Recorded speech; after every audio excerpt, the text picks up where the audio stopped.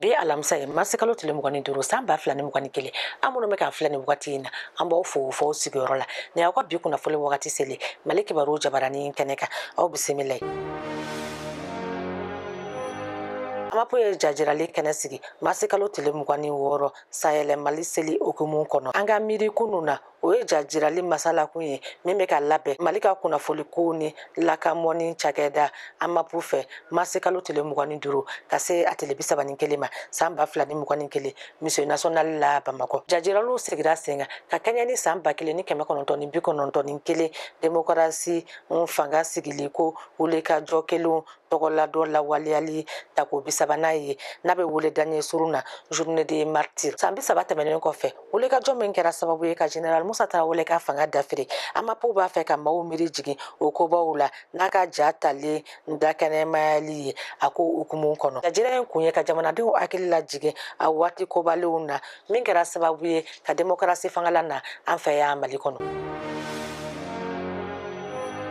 Sanusi buya sila sigira apekam nyamayala sanduru kuntala kono mali seneke so mimbe wole tuwabukan danya surula apekam abe wole assemblée permanente des chambres d'agriculture du Mali o nyama kura Sanusi buya sila sigira taratado masekalo tele mugani saba samba flani mugani kili abe barake jokulu mi nyamayala o birobe talike dankatana ani deleke bisabani shigina una sini nyama sigine kera sababu ye kakalata baro kunje min daminena samba flani mugwa desamburu kalo kono o siratike wala laje minna bena Bamako lajeke sobala apekam nyama kura sigiliko la o kana nyana maya tumbe seneke ko bagamara ani moni ministry bulu ministry woro fane tumbe akene inafo sigida la sanoyali riwali kuntala ministry madame Bernadette Keita ani dunga fa sabatili ministry Edward Ak Mohamed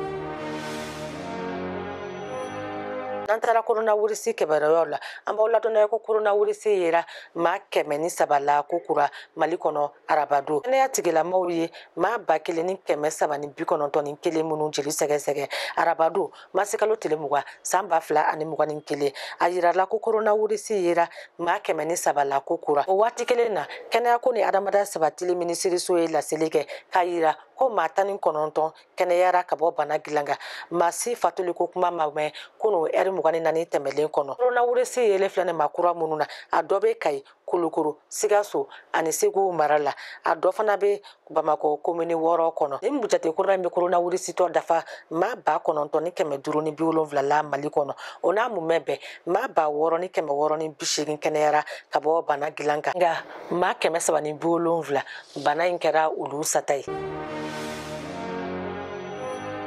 nende be dansige aga bi kuna fulula ame do oke alaka mali kolosuma akambe wati werala ni kenekelenga